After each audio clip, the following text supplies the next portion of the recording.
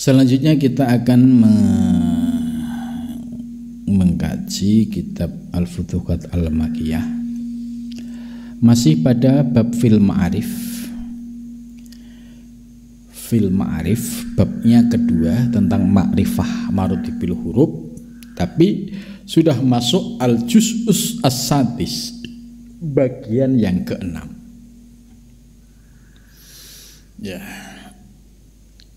Dalam memahami Al-Futuhat ini kita santai saja ya, sambil ngalir.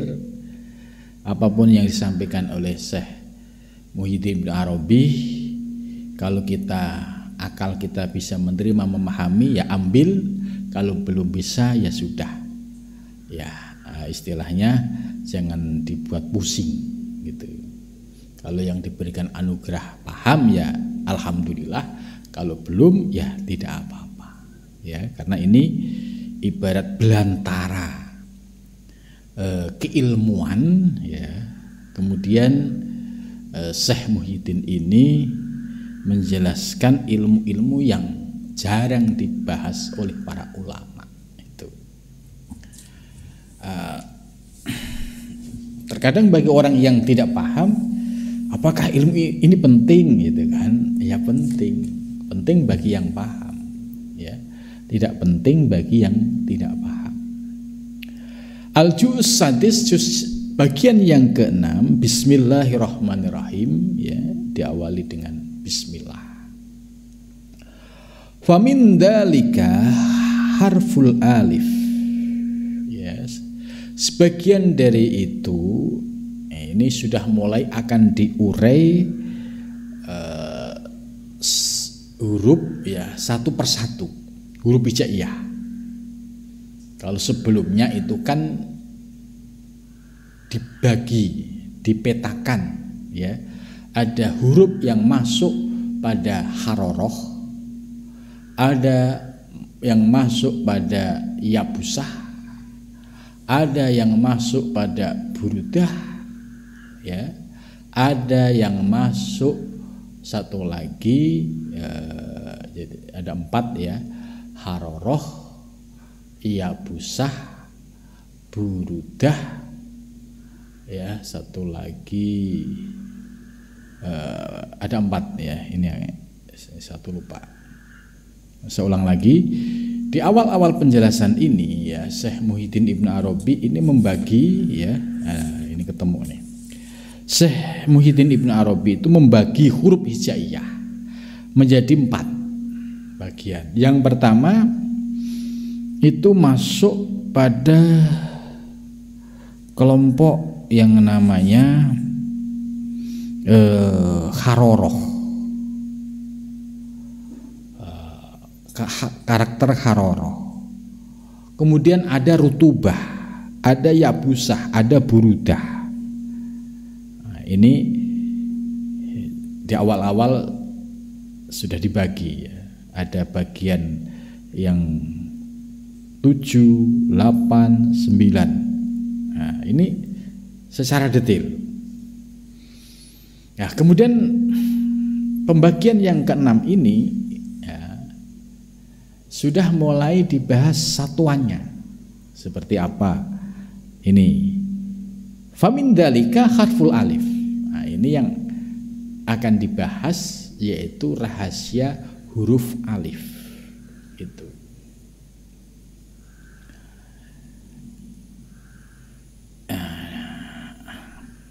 Arom, ini pakai baharom. Alif adzati tanazzahta fahallaka fil aqwani ainun wa mahalun qala la ghairu iltafati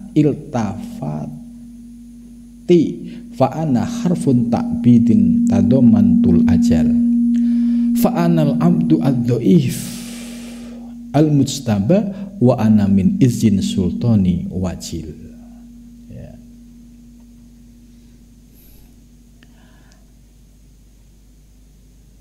Tanazzahta, jadi dalam syair kalimat ini fiilnya taruh di tengah, ya, kemudian maf'ul saninya taruh di awal. Itu. Tanazzahta, kamu hendak mentanzihkan, mensucikan, ya.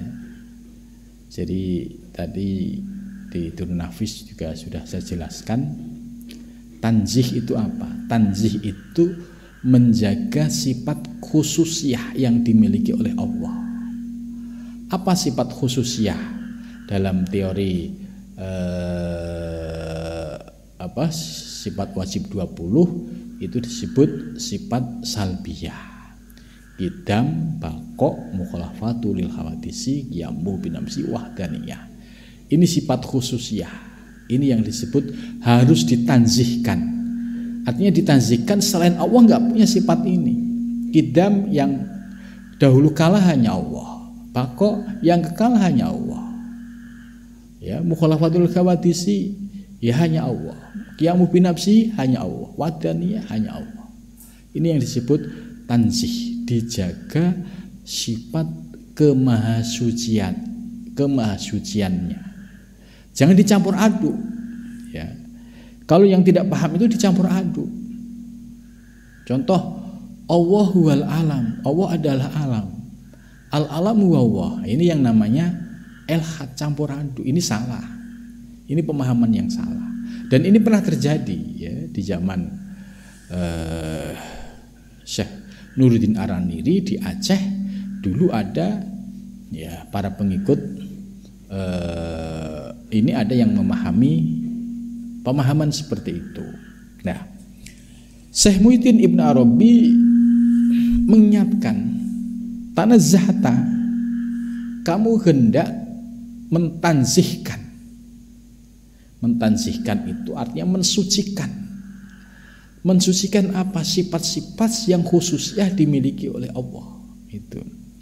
Tanazzahta, kamu mensucikan alifad dzati, alif yang menjadi simbol zat.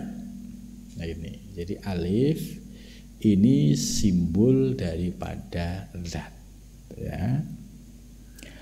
Fahallaka, maka apakah laka bagimu fil akwani, di dalam alam semesta, ainun, apa?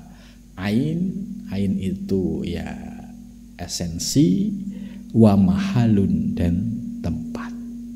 Itu. Jadi maksudnya, kalau kita sudah bisa mensucikan Allah, bahwa Allah bersifat tanzih, maka ketika nanti melihat objek makhluk, ya, seperti bumi seisinya, ada langit, ada bulan, ada matahari, bintang, ya, kemudian bumi seisinya. Ini namanya akwan. Ini namanya alam semesta. Lah, ketika kita melihat alam semesta ini, ya, harus proporsional. Maksudnya jangan lantas digebiah uyah. Gebiah uyah itu maksudnya seperti orang yang di zaman Araniri yang punya pemahaman, karena dia baru paham hakikat bahwa alam semesta itu ternyata Allah yang mengadakan, mewujudkan, berarti ini Allah dong. Nah ini namanya orang yang mencampur adukkan.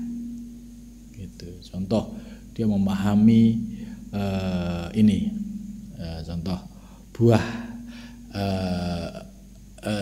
Contoh, ada orang memahami tentang pohon jambu, ya, pohon jambu. Setelah dia paham, difikir secara mendalam, oh ternyata dulunya ini dari biji. Jangan sampai ketika sudah terurai dia paham hakikat, oh ternyata pohon jambu yang besar ini dulunya dari biji. Ketika sudah paham, jangan lantas ngomong, itu bijinya gede banget gitu. Kok biji kan? Pasti orang akan bertanya, kok ini nyebut biji? Kan itu sudah menjadi wujud madhar yang disebut dengan pohon jambu. Ketika sudah madhar berupa pohon jambu, ya sebutlah namanya pohon jambu. Jangan dipanggil, oh itu biji. Nah, ini maksudnya perumpamaan ini sama saja ketika orang memahami hakikat dirinya, ya. Dulunya tidak ada, ya kan? Kemudian diadakan, diciptakan oleh Allah. Ya, kemudian jangan lantas, oh berarti saya ini kan semua Allah yang menciptakan. Nah, yang nggak boleh mengucapkan, oh saya Allah, ini salah. Saya ini ya makhluk Allah, saya ini ciptaan Allah. Itu. Jadi yang tidak boleh diucapkan tadi ketika sudah melihat pohon jambu, kemudian dia manggilnya, itu biji jambu gede banget gitu. Jangan nabrak biji jambu dong. Nah, ini namanya orang memahami hakikat dengan cara mabuk. Wong sudah berupa biji pohon jambu kok masih dipanggil dengan biji. Ya sama. Ketika sudah berwujud manusia sebagai hamba, karena dia tahu asal usulnya, dulu tidak ada, bahwa sampai paham ya tentang hakikat dirinya, ya kalau sudah wujud sebagai hamba, ya hamba ini makhluk ciptaan Allah. Maka dengan demikian kita bisa bersikap proporsional. Tetap yang tanzih adalah Allah, sedangkan yang makhluk ini sebagai tasbih, ya, dan memandang tasbih makhluk ini sebagai madhar wujudul haq. Itu loh. Oh, ternyata itu madhar wujudul haq. Kalau madhar wujudul haq, ya dia kenyataan dari wujud al-haq. Itu. Ini yang dimaksud oleh Syekh Ibnu Arabi ini. Kita tetap bersikap tanzih, ya, dalam memahami ketuhanan sehingga tidak campur aduk. Maka kalau ada orang menuduh Syekh Muhyiddin Ibnu Arabi macam-macam dengan ajaran yang dianggap sesat, ya karena dia tidak pernah baca kitabnya. Nah, di sini sudah jelas beliau tanazzahta. Ini prinsip yang harus dipegang oleh para salik atau para orang-orang yang memahami ilmu hakikat, ya. Fahallaka minal aqwani ainun. Ini sebuah pertanyaan, ya. Kalau istifham itu bisa masuk istifham ingkari. Istifham ingkari itu pertanyaan yang nggak perlu dijawab. Ya, maksudnya setelah wujud, ya, alam semesta yang gembleger ini, gitu. Fahalaka, apakah bagimu fil akwan, di dalam alam semesta itu ainun, ya, ainun itu ya ain esensi, wa mahalun dan tempat. Gitu. Ya, ini maksudnya ketika sudah berubah wujud akwan, akwan ini alam semesta, diri kita ini juga akwan. Nah, ini harus bisa memahami secara proporsional, tidak dicampur aduk. Gitu. Ini poinnya di situ. Ya, jangan tadi seperti orang yang mabuk tadi menyebut pohon jambu yang sudah gede itu dengan istilah biji. Ya, padahal sudah wujud pohon jambu yang gede, komplit dengan lain-lainnya. Itu. Qala berkata, la ghairuta iltafatani. La qala menjawab, la tidak. Ghairul tafatani, ya selain ya, tidak melirik. Iltafatani melirikku, gitu. Fa'ana harfun ta'bidin, fa'ana harfu ta'bid, maka bermula aku itu harfu ta'bid, huruf yang abadi. Ini maksudnya membahasakan anak ini huruf alif itu sebagai harfu ta'bid, huruf yang abadi. Tadumantu, ya tadumantu aku istilahnya ada, ya, al ajal itu pada zaman azali gitu. Tadumantu itu maknanya bisa meliputi, ya, bahwa simbol huruf alif itu ya sampai pada zaman azali. Fa'anal abdu, maka bermula aku, al abdu hamba. Nah, ini harus dipahami, dibedakan. Kalau yang tadi atas harfun ta'bid tadumantul ajal itu asal usul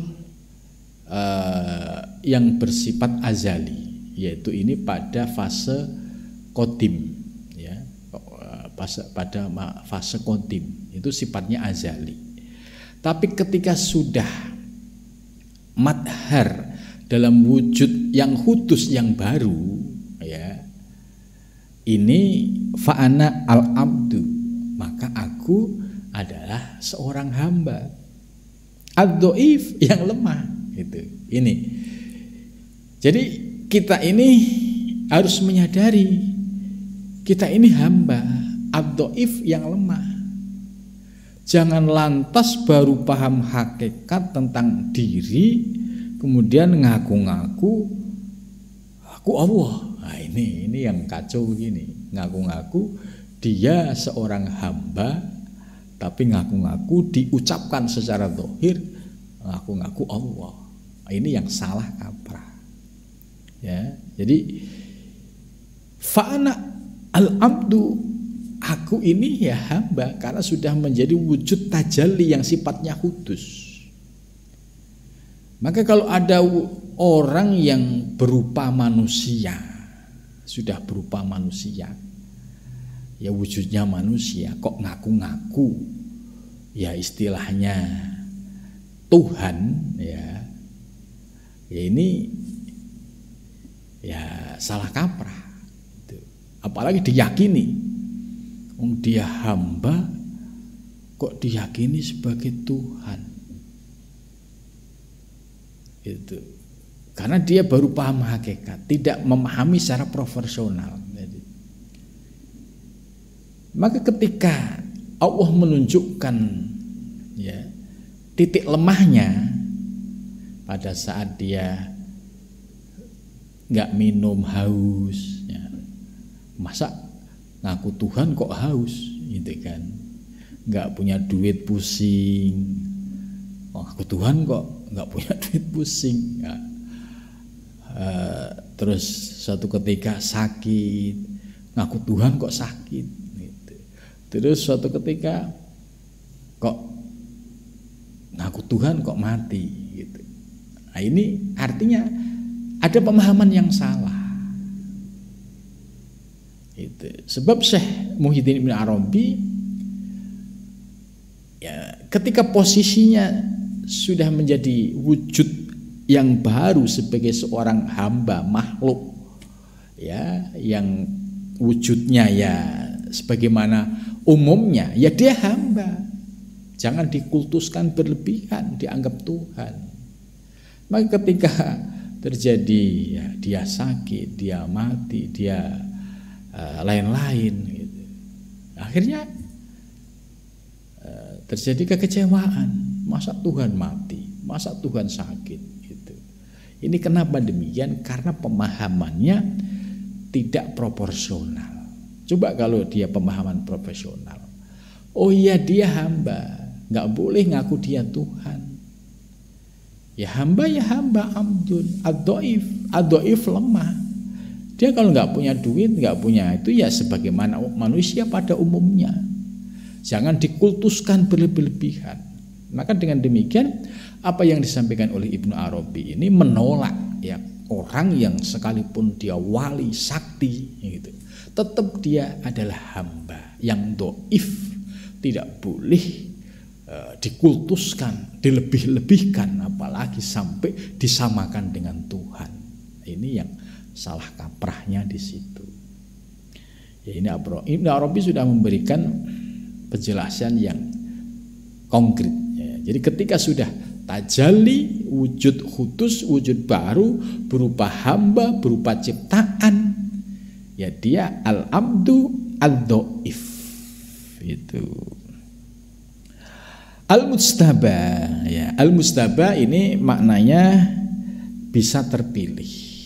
Ya, dia tetap sebagai abdu, hamba, kemudian ad-dhaif karena dia seorang hamba yang lemah, nggak punya daya kekuatan.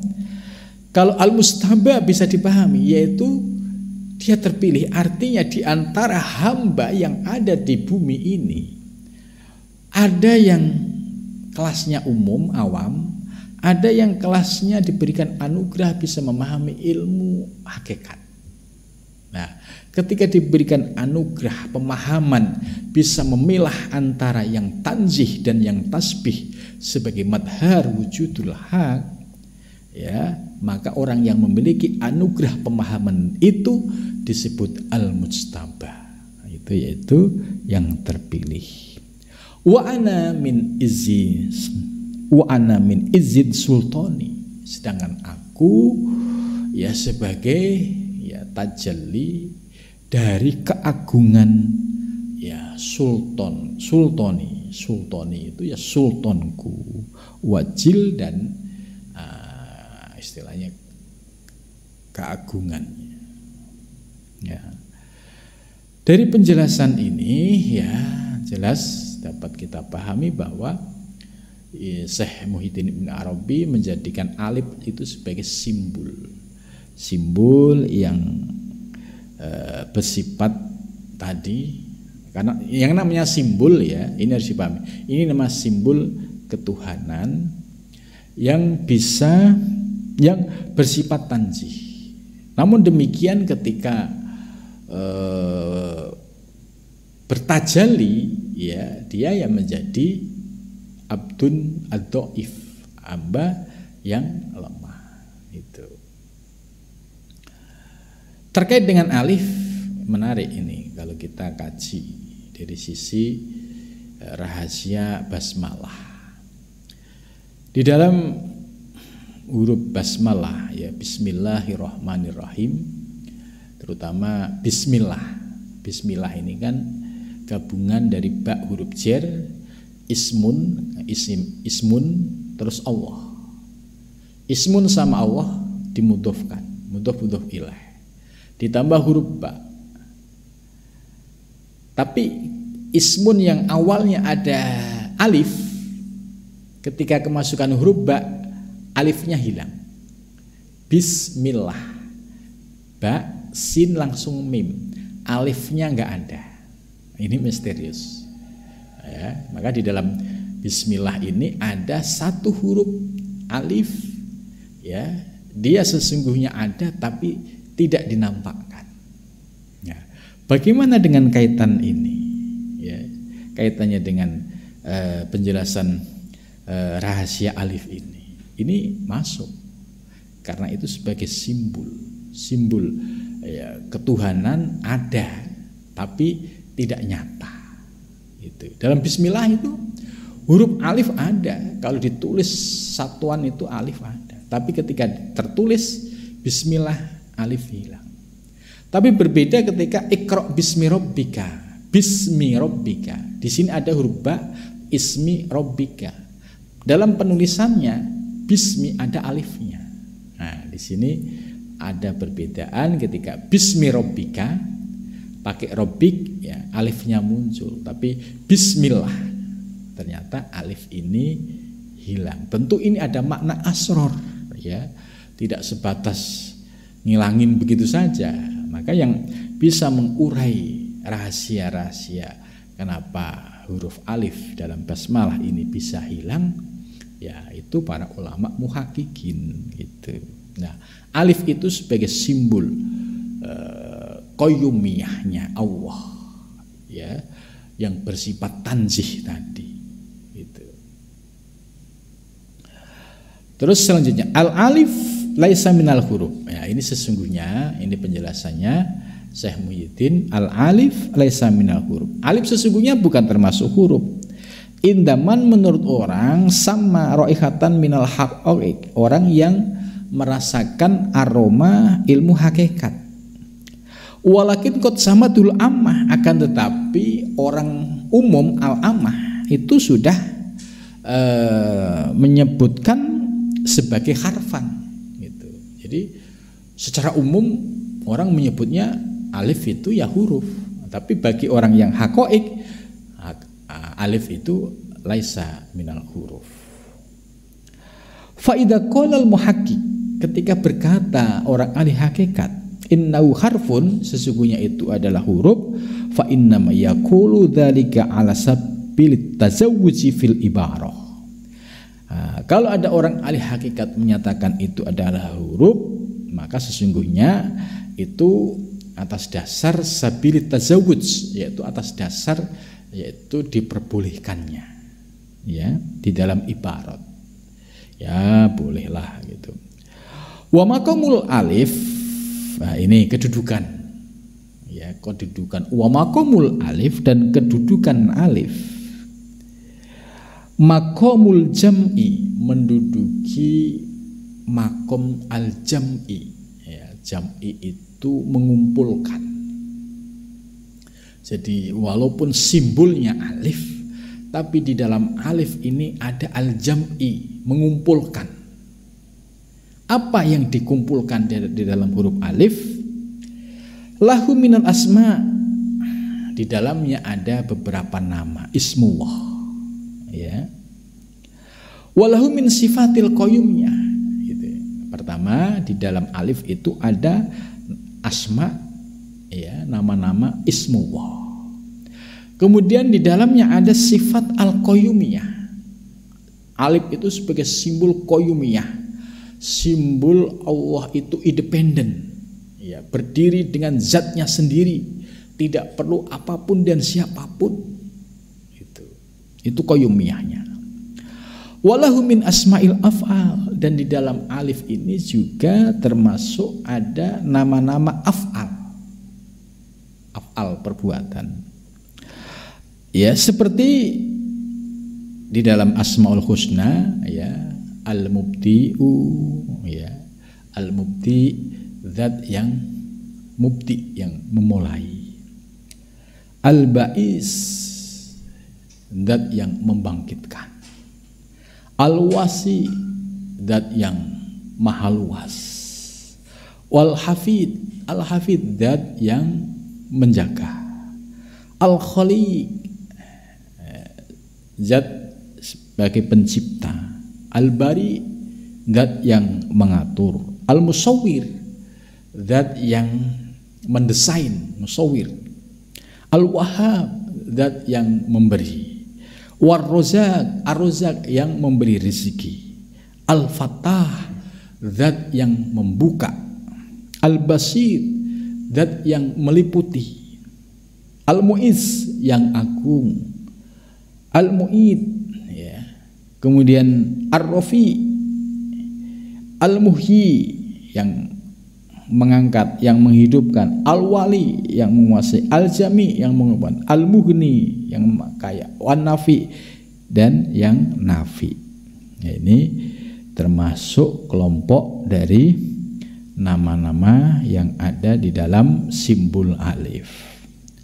Walahu min asma'iz zat, dan di dalam alif itu juga ada nama-nama zat, ya, seperti Allah, ya, Ar-Rabb, Ad-Dhahir, Al-Wahid, Al-Awwal, ya, Al-Akhir, As-Somad, ya, ini kan asma zat semua, ya, Allah, Ar-Rabbu pengatur, Ad-Dhohir yang nyata, Al-Wahid yang esa, Al-Awwal yang awal, Al-Akhir yang akhir, As-Somad sebagai tempat bergantung, Al-Ghani yang kaya, Ar-Raqib yang mengasihi, Al-Matin yang Al-Haq yang hak.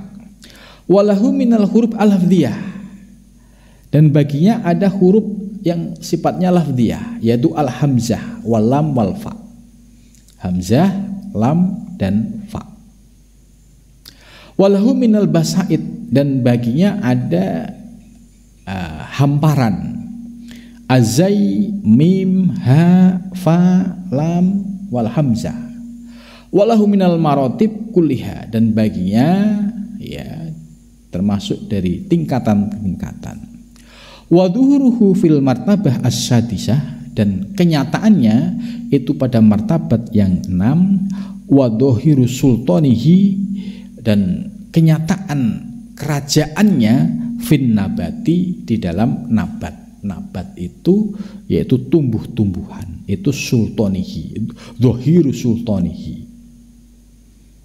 Wa akhwatuhu fi hadil martabah al-ha wal lam walahu majmu'un alamil huruf, dan alif itu sebagai pengumpul alam huruf dan semua martabatnya, laisa fiha tidak ada di dalamnya, wala kharijan anha dan tidak keluar darinya, nuqtatun dairah titik ya daerah, wa mukhitatuha wa markabul alam wa basyitiha. Jadi ini kalau kita lihat penjelasan Syekh Muhyiddin bin Arabi, ternyata alif ini ya luar biasa ya, rahasia-rahasia yang terkandung di dalamnya. Apa yang disampaikan oleh Syekh Muhyiddin Ibn Arabi dalam menjelaskan rahasia alif itu ya cukup mendalam. Nah, bagi kita ya ini kan ya istilahnya sebagai follower lah, pencinta. Kalau apa yang dijelaskan tadi itu ya bisa dipahami, cocok, ya kita nikmatin saja. Tapi apa yang dijelaskan ya belum bisa dipahami, ya sudah, tidak ada masalah. Ya, mungkin suatu saat ya akan ketemu pemahaman yang saling ya terkait ya antara pembahasan ini. Mungkin suatu ketika akan ada titik temu dengan pembahasan pada bab-bab lain. Tapi yang jelas di sini kita sudah memahami tentang rahasia huruf alif ya, sebagaimana yang dijelaskan oleh Syekh Muhyiddin Ibn Arabi. Mudah-mudahan kita diberikan anugerah ya bisa memahami dan bisa mengamalkan. Amin ya rabbal alamin. Wal muwaffiq. Assalamualaikum warahmatullahi wabarakatuh.